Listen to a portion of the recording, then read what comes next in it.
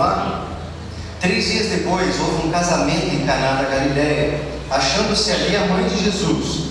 Jesus também foi convidado com seus discípulos para o casamento. Tendo acabado o vinho, a mãe de Jesus lhe disse: eles não têm mais vinho. Mas Jesus lhe disse: mulher, que tenho contigo? Ainda não é chegada a minha hora. Então ela falou aos serventes: fazem tudo o que ele vos disser. Estavam ali 6 talhas de pedra que os judeus usavam para as purificações, e cada uma levava 2 ou 3 vetretas. Jesus lhes disse: enchei de águas as talhas, e eles as encheram totalmente. Então lhes determinou: tirai agora e levai ao mestre-sala. E eles o fizeram. Tendo o mestre-sala provado a água transformada em vinho, não sabendo de onde viera, se bem que sabiam os serventes que haviam tirado a água, chamou o noivo e lhe disse: todos costumam pôr primeiro o bom vinho, e quando já beberam fartamente, servem o inferior. Tu, porém, guardastes o bom vinho até agora. Com este, deu Jesus princípio aos seus sinais em Caná da Galileia, manifestou a sua glória, e os seus discípulos creram nele. Vamos orar? Feche seus olhos mais uma vez. Pai, muito obrigado pela sua palavra. É um privilégio, Senhor, para nós poder meditar nela, podermos ler com liberdade. E nesse dia, Senhor, possamos ter uma revelação, ó Deus, uma palavra ao nosso coração, para que nós sejamos transformados, ó Pai. A Tua palavra nos diz que conhecereis a verdade, e essa verdade nos libertará. Ó Deus, que essa verdade da Sua palavra possa libertar cada um aqui nessa noite, ó Pai. Seja qual for, ó Deus, a situação, as algemas, que nós sejamos libertos nessa noite, ó Pai, e possamos sair daqui, Senhor, diferente da forma que entramos. Se entramos tristes, possamos sair alegres, ó Pai, transformados, porque o Senhor vive em nós, em nome de Jesus. Amém. Amém. Glória a Deus. Irmãos, hoje é um dia especial, né? Que dia que é hoje? Quantas mães a gente tem aqui, as mamães? Bastante mães. Vocês ganharam um presentinho hoje? Ganharam, né? Que bom. É um dia especial. Nesse texto que nós lemos, a gente vê uma mãe também que fez a diferença numa festa de casamento. Talvez esse é um texto que você já conhece, mas eu tenho certeza que o Senhor vai falar com você nessa noite, amém? Então, como eu sempre tenho dito, que você possa ficar conectado, não deixe nada tirar sua atenção, porque tem uma palavra do Senhor para a sua vida nessa noite. Irmãos, família é uma promessa e um propósito de Deus, é um projeto de Deus. E todos nós estamos inseridos em uma família. Algumas famílias mais estabilizadas, outras com problemas graves de relacionamento, de brigas, de feridas, complicações no casamento, complicações no relacionamento com os filhos, entre os cônjuges, entre parentes. A família é alvo de contendas, é alvo de confusões, porque a família é a célula máter, a célula mãe da sociedade. Se a família está bem, a igreja está bem. Se as famílias estão bem, a nossa sociedade vai estar melhor, cada vez melhor também. É por isso, queridos, que nós de fato precisamos cuidar e amar a nossa família. Não existe família perfeita, aquela do comercial de margarina que a gente vê na televisão, não é assim? Está tudo certinho na mesa, tudo no seu devido lugar. Na vida real não é assim, não é verdade? Na vida real tem confusão, não dá tempo, e fala assim, vai para lá, e tem algumas situações de conflito e atrito, mas pela misericórdia de Deus, esse texto nos aponta alguns caminhos, algumas dicas de como nós podemos ter uma família transformada e tocada por Deus, amém? Amém. Aqui nesse texto fala que Jesus, no início do seu ministério, ainda não tinha feito nenhum milagre. Ele ainda estava por começar o seu ministério, e aqui ele foi convidado para um casamento. Estava ele lá, num casamento. Os casamentos na época de Jesus, no primeiro século, não eram como os nossos de hoje, que numa noite de casa faz lá uma recepção, uma festa, e aí vai cada um para a sua casa. O casamento naquela época, às vezes, durava uma semana, conforme as posses da família. Então, gente, era um lugar de muita festa, era um lugar que o vinho aqui que acabou, essa festa simbolizava a alegria. Jesus, queridos, estava num lugar onde tinha festa, onde tinha alegria. E por que ele estava lá? Por que Jesus estava nessa festa, estava nesse lugar? Diga comigo, por quê? Ele foi convidado. Ele foi convidado. O texto fala isso, olha lá no versículo 2. Jesus foi convidado. Ele não estaria lá, certamente. Tem uns bicão que entram nas festas, né? Assim, geralmente cai uns que não foram convidados, aí vão lá, cai pro pau e comem tudo, etc. Participam do buffet, etc. Mas Jesus foi convidado para essa festa. E a presença de Jesus naquela festa livrou aquela família e aquele casal que estava casando, e todos os familiares de um grande constrangimento, porque o vinho, sinônimo de alegria para o casamento, havia se acabado. Mas Jesus estava lá. Irmãos, a primeira coisa que eu queria que você guardasse nessa mensagem no seu coração, amém? Se você está anotando, anote aí. Convide Jesus para a sua vida. Convide Jesus para o seu casamento. Convide Jesus para a sua família. Jesus foi convidado. E um milagre só aconteceu porque Jesus foi convidado. Porque Jesus estava dentro da festa. Nós muitas vezes, queridos, queremos um milagre, não é verdade? Queremos um milagre em nossas vidas. Mas, tantas vezes, afastamos Jesus da nossa casa, da nossa família. E como que a gente faz isso? Com um programa que a gente assiste na televisão, com os palavrões que a gente solta às vezes dentro de casa, a ofensa um com o outro, no computador, aqueles sites que você entra, que você pode entrar menos obscuros, a mentira, o engano, a falsidade dentro da casa, afasta a presença de Deus. Mas precisamos aprender nessa noite, queridos, a convidar Jesus para entrar em nossa casa. Como que a gente faz isso? Vamos tentar ser mais prático. Às vezes é um pouco filosófico. Convide Jesus para a sua casa, e você fala, legal, eu quero convidar, mas como? Como que a gente convida Jesus para a nossa casa? Será que bastaria só a gente colocar um quadro de Jesus assim, está dentro de casa, né? Será que resolve? Tem um quadro de Jesus, tem aquele quadro com um versículo bíblico. Isso é importante, isso é muito bom. Mas será que só isso basta para que Jesus esteja na nossa casa? Não, queridos. Como que nós convidamos Jesus para a nossa vida, para a nossa família? Cultivando a nossa vida espiritual.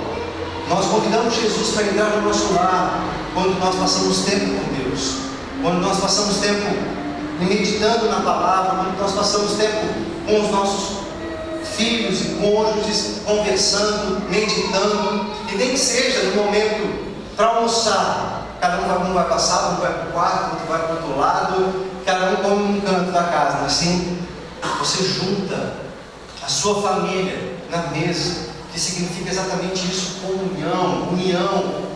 Faz uma oração, ensina seu filho a orar, seu filho que é criança, ensina um versículo para ele, ensina ele, convide Jesus para o seu lar. Leia a palavra, tem momentos específicos em que você lê e seus filhos sabem. Hoje é o dia de culto doméstico e você instituiu isso e as crianças aprendem e você cultiva essa religiosidade. A religiosidade, queridos, exacerbada por ela mesma, não é isso que Deus quer para nós. Aliás, Jesus, ele condena os religiosos. Ele fala, vocês estão me chamando de mestres, me chamando de Senhor, Senhor. Lembra que a gente cantou aqui? Ele é o meu mestre, minha vida é do mestre. A gente fala isso. Mas ele falou para os religiosos, assim, vocês estão falando que eu sou o mestre de vocês, que a sua vida é do mestre, mas mentira, vocês são hipócritas. O seu coração está bem longe de mim.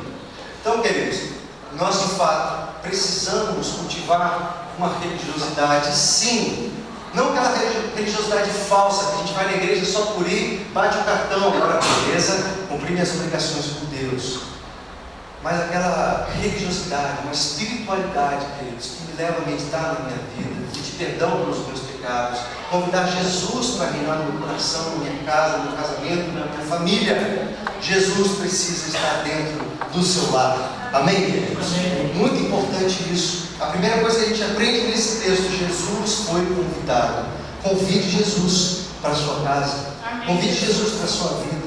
Vá até Ele.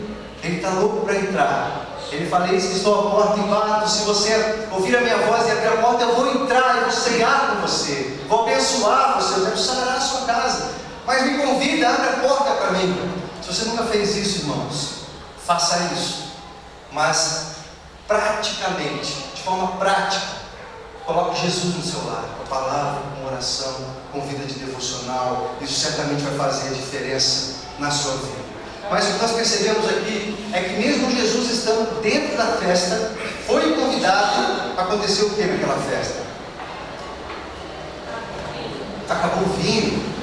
Houve um problema naquela casa, naquele casamento, naquela festa. Acabou o vinho. E o vinho, queridos, como eu falei, é sinônimo de alegria. O que nós podemos aprender aqui, irmãos? Mesmo Jesus estando no barco, mesmo Jesus estando em casa, no nosso coração, na nossa vida, teremos problemas. Jesus estava na festa e mesmo assim acabou o vinho. Jesus estava na festa, mas mesmo assim houve um certo constrangimento. E agora? O que a gente vai fazer com os nossos convidados? Vamos ter que acabar essa festa, mandar cada um para a sua casa, para o seu lado, porque não vai dar certo, a gente vai ter que terminar isso aqui. Mesmo com Jesus, dentro da família, dentro daquela festa que eles teve problema, eu quero te dizer, o fato de você estar cultivando uma religiosidade, uma espiritualidade, estar firme na igreja, isso é importante, eu gostaria de frisar nisso, irmãos. O fato de nós virmos na igreja nos ajuda a cultivar essa religiosidade. É necessária uma religiosidade mínima para que a gente possa se achegar a Deus, mas não deixar que essa religiosidade nos afaste, seja algo hipócrita, que nos traz aqui só para estar, que nós vemos aqui só para ver algumas pessoas e falar que a gente foi na igreja. Não é isso, mas é realmente importante nós cultivarmos esses momentos de intimidade, de comunhão na casa do Senhor. Mas, queridos, eu quero te dizer que mesmo você vindo na igreja, mesmo levando a sério o Senhor, mesmo se comprometendo com a palavra, você vai ter problemas. O vinho pode acabar na sua vida. O que é o vinho, queridos? Alegria. Já passou por isso? Em alguns momentos da sua vida que você vê a sua alegria se esfriando? Você estava tão bem com Deus, estava feliz. Fazendo um favor para mim, ou esse aqui, o que está todo suando. Irmãos, mesmo a gente cultivando a nossa religiosidade, nós vamos passar por situações difíceis. Em Lucas, no capítulo 6, tem um texto do Senhor Jesus, ele conta, e ele fala assim: por que vocês me chamam de Senhor, se vocês não fazem aquilo que eu mando? Eu vou ensinar para vocês como é aquele que obedece às minhas palavras. E aí ele propõe uma parábola e fala assim: olha, havia duas casas, duas famílias que construíram uma casa. Uma construiu essa casa sobre a rocha, e uma construiu a sua casa sobre a areia.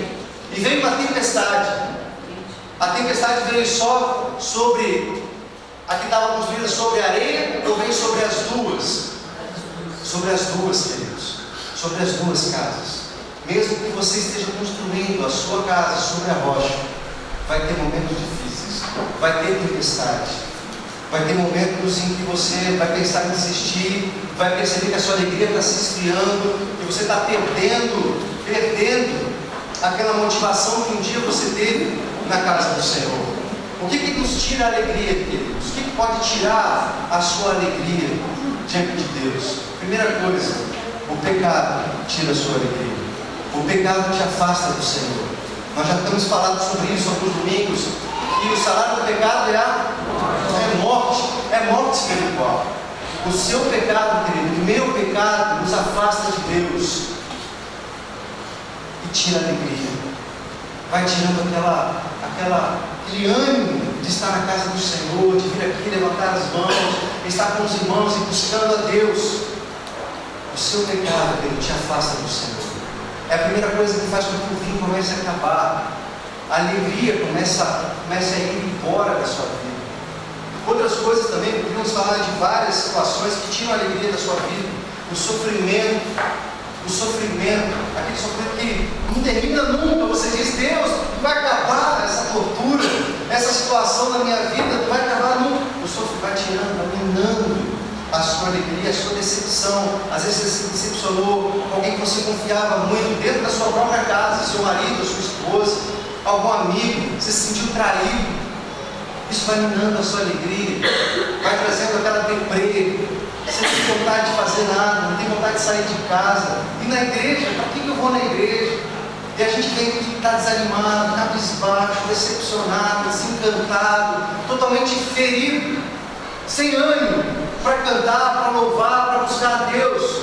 É o vinho que Deus se acompanha. É o vinho que embora. É a alegria que embora. Quantas famílias, queridos, nós vemos machucadas, desiludidas, com brigas, com desentendimento. Não que isso não vai acontecer, como eu disse, mesmo com Jesus no barco, vai ter tempestade, pode acabar o vinho, vai ter momentos em que a alegria vai se esfriando, e nossas famílias, queridos, eu como pastor, eu aconselho pessoas, eu recebo famílias, e eu percebo, queridos, como os casamentos estão sofrendo, como os maridos não conversam mais com a esposa, as esposas estão com o marido, ficam 2 semanas sem se falar, 20 dias dormindo na mesma cama sem se falar, e não se percebem, queridos, que a alegria foi embora. E é xingamento dentro de casa, é gritaria dentro de casa, falta de respeito, tanto com o marido, quanto com a esposa, quanto com os filhos.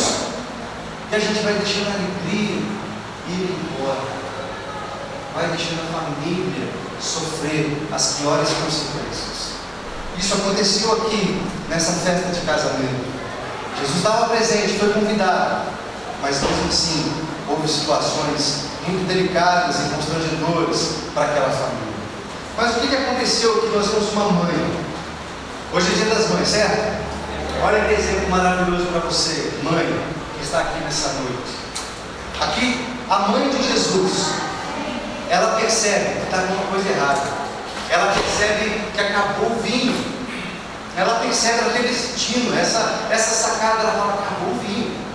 E eu preciso fazer alguma coisa. E essa uma coisa que ela fez foi a melhor coisa, ela procurou Jesus. Mas queridos, eu queria que você entendesse isso também. Primeira coisa, convide Jesus. Mas mesmo convidando Jesus, você pode ter problemas e terá aflições. Jesus mesmo falou isso. Mas se isso acontecer, queridos, nós precisamos ser rápidos para discernir que o vinho está acabando. Fazer como Maria fez, como a mãe de Jesus fez. E as mulheres muitas vezes, as mães em casa, têm essa sensibilidade maior em relação aos homens, não é verdade? Às vezes o homem vai deixando passar, está tudo bem, é mais prático, não vamos assim mesmo. Mas a mulher está percebendo que tem alguma coisa errada. O marido já não é mais o mesmo, o marido já não conversa mais como conversava, já não tem mais momentos de intimidade. Os filhos trancam no quarto e não se fala mais, fica o dia inteiro lá na internet, jogando videogame, não tem mais relacionamentos. Percebe, queridos, tem coisa errada aí, tem coisa errada. Maria percebeu e foi rápida, ela agiu preventivamente, foi procurar ajuda.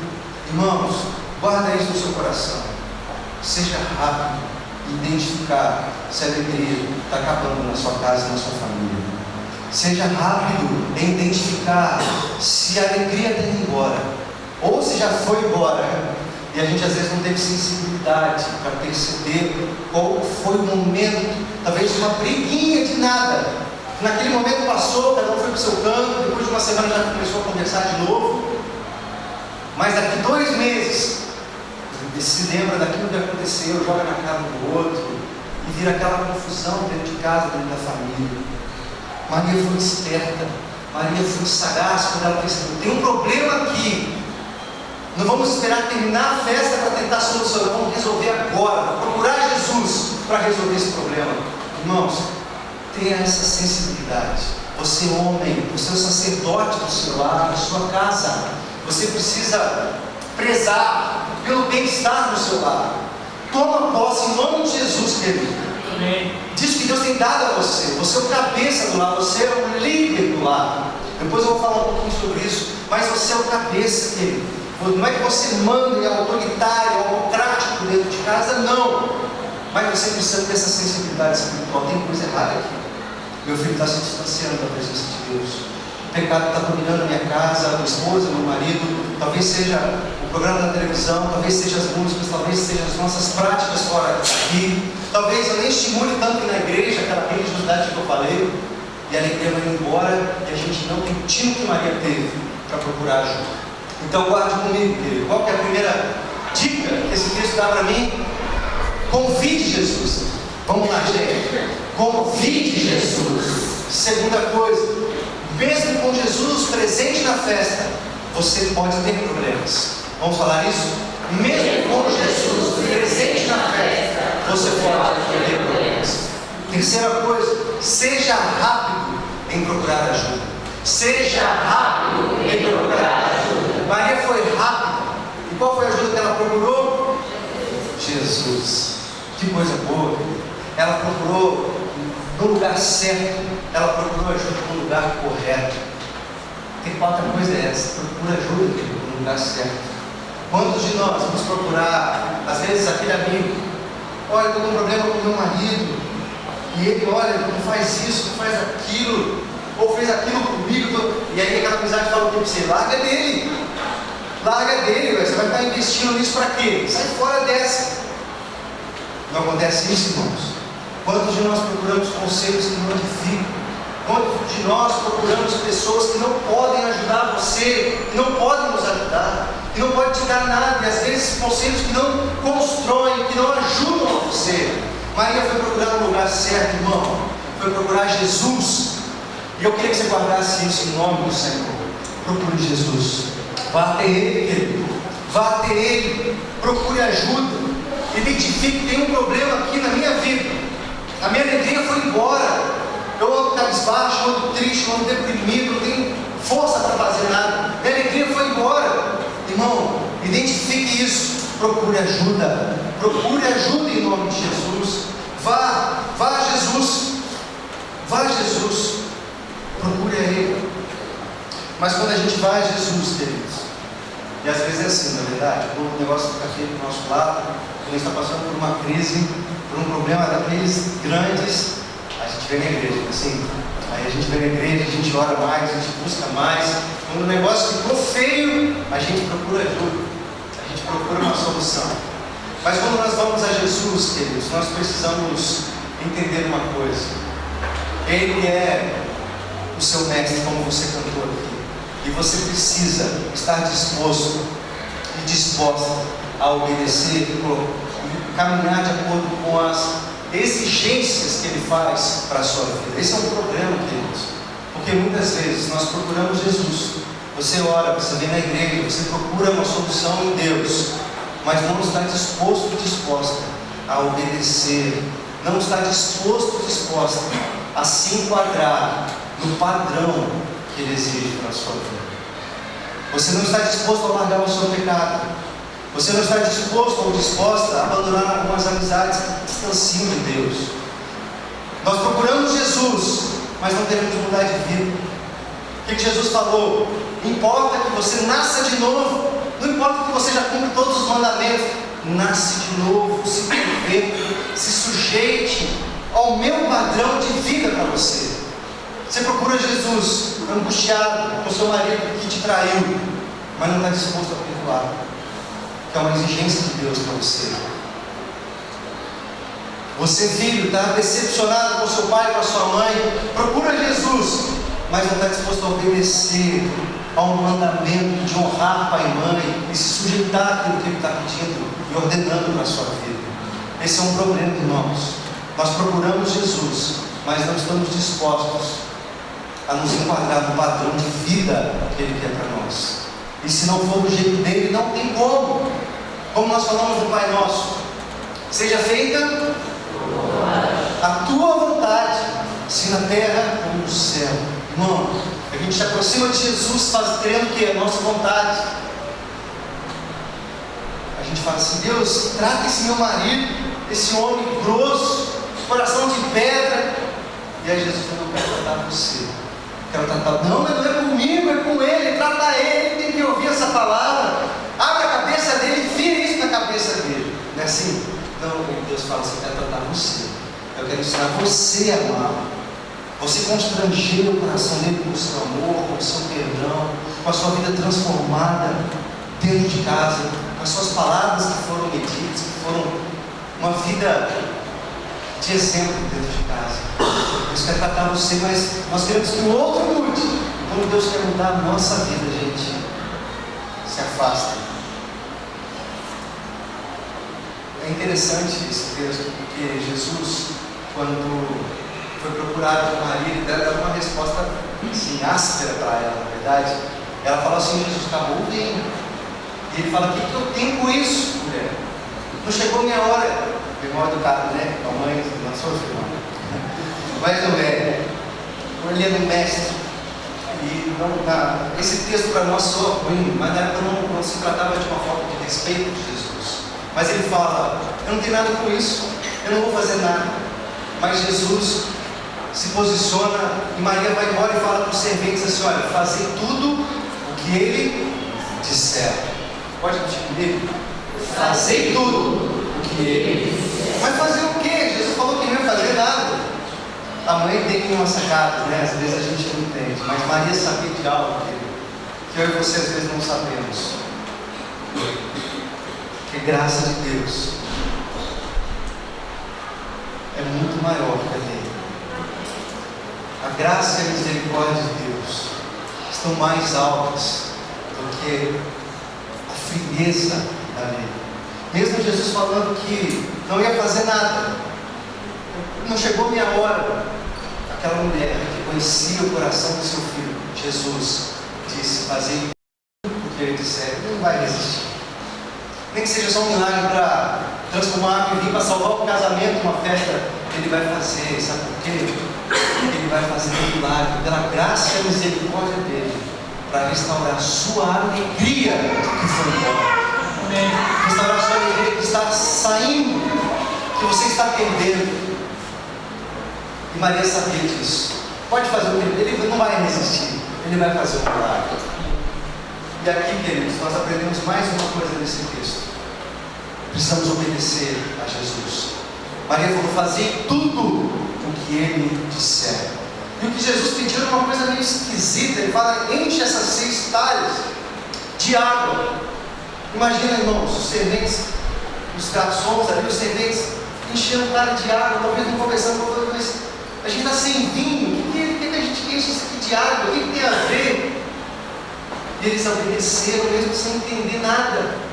Irmãos, às vezes é assim com Deus.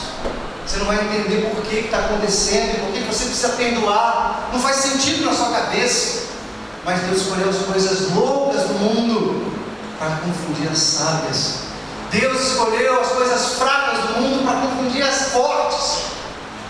Ele escolheu os humildes para reduzir a nada aquele que se acha forte. E aqueles homens obedeceram sem entender, mas o que tem a ver? Encher de água aqui. Irmão, eu quero te desafiar a obedecer a palavra de Deus. Mesmo que você não esteja entendendo bem aquilo que Deus está querendo para a sua vida, não faça sentido para você aquilo que Deus está falando para você fazer nesse momento, mas obedeça, querido. Em nome de Jesus, obedeça. A obediência ali precedeu o milagre. Nós queremos um milagre também? Precisamos obedecer.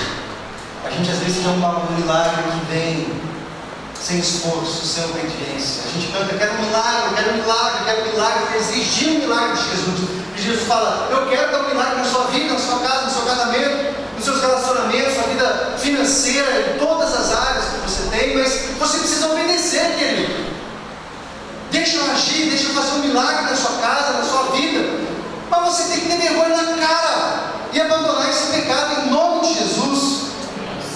A gente fica domesticando o pecado, e quer milagre de Jesus, e quer que Deus faça acontecer na nossa casa. Irmãos, Ele quer transformar a sua vida, Ele quer transformar. De fato, a graça dele sucede a lei, mas essa graça precisa te constranger a se enquadrar no padrão que Ele tem para a sua vida. E Jesus, Ele coloca algumas condições para a família. Maria falou: fazer tudo o que Ele disser. Você quer ter uma família, queridos, que experimenta os milagres de Deus? Quer ou não quer? Amém? Se nós queremos isso, nós precisamos obedecer. O que Jesus coloca lá em Efésios, no capítulo 5, a partir do verso 21? Ele coloca várias dicas para a família. Ele fala: sujeitai-vos uns aos outros. Marido, você é o cabeça do lar, mas ame a sua esposa como Cristo amou a igreja.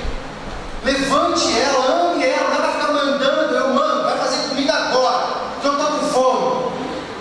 Não é isso não, querido.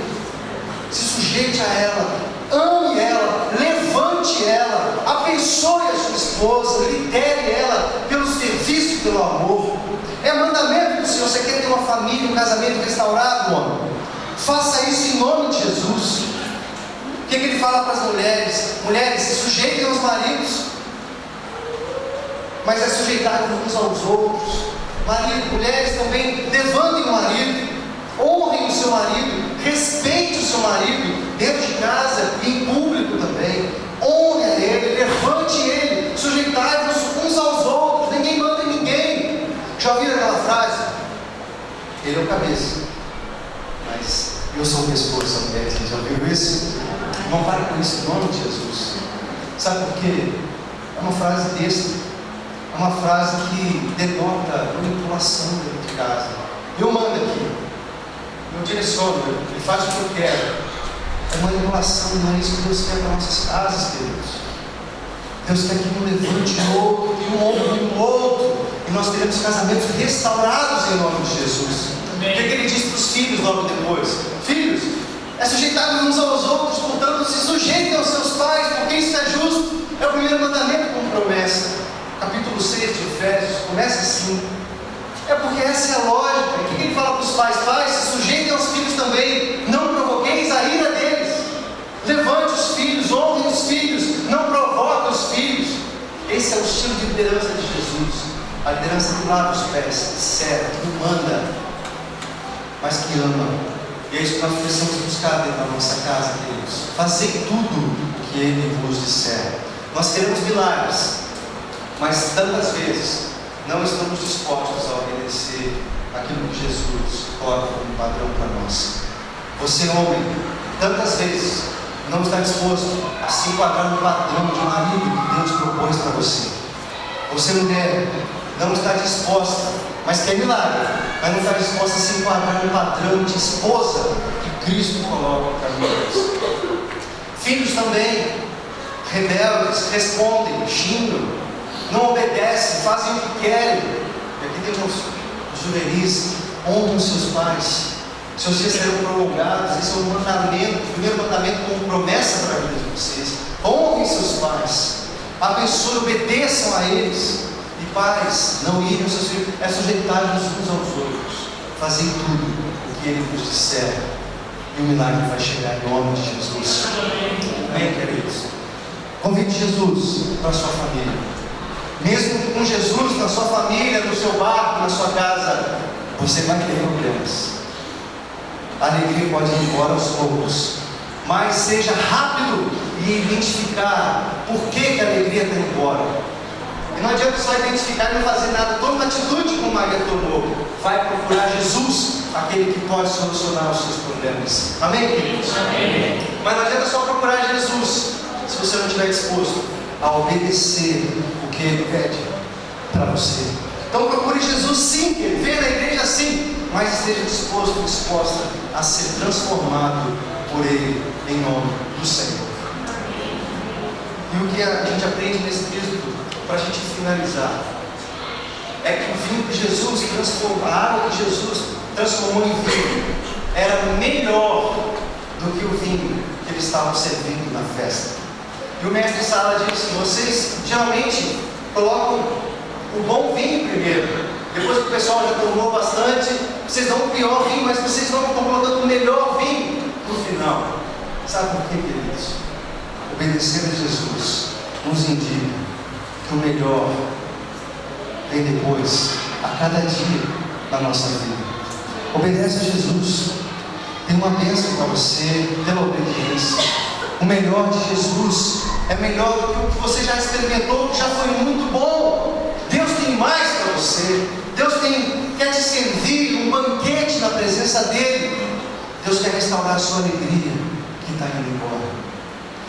E, irmãos, a gente pode pensar que isso foi um milagre, mas Jesus fazia um milagre para salvar um casamento. Tinha que acabar o casamento e ir embora. Acabou, o vinho acabou. Jesus faz um milagre, queridos, para nos ensinar, como eu já disse, Ele vai fazer o que for preciso para restaurar a sua alegria que está indo embora. Que Ele está disposto a fazer um milagre na sua casa, que Ele está disposto a fazer um milagre na sua vida, a restaurar esse vinho, essa alegria sobre você, trazer aquele sorriso de volta, trazer aquela alegria, aquele brilho nos olhos, na sua casa. Aqueles que entram na sua casa falam: essa é uma casa de paz. O Senhor vem aqui nesse lugar. Quantos querem isso, queridos? Procure Jesus, identifique os problemas, mas esteja disposto e disposta a obedecer, a se enquadrar no padrão que Deus tem para a sua vida, tanto pessoal quanto familiar, seus relacionamentos todos. Esteja disposto a mudar, querido. Ele quer mudar, Ele quer te transformar, Ele quer te dar um coração novo, uma alegria genuína, um vinho novo sobre a sua vida. E o melhor de Jesus está por vir na sua vida, está por vir na sua casa, uma casa restaurada. E a alegria aqui da segunda casa vai ser maior e melhor do que da primeira, vai ser muito mais do que você um dia já experimentou dentro da sua casa. Amém, queridos? É um milagre que Deus tem para fazer na sua vida. Eu queria te pedir, te convidar a ficar em pé e fechar os seus olhos, para que a gente possa orar junto.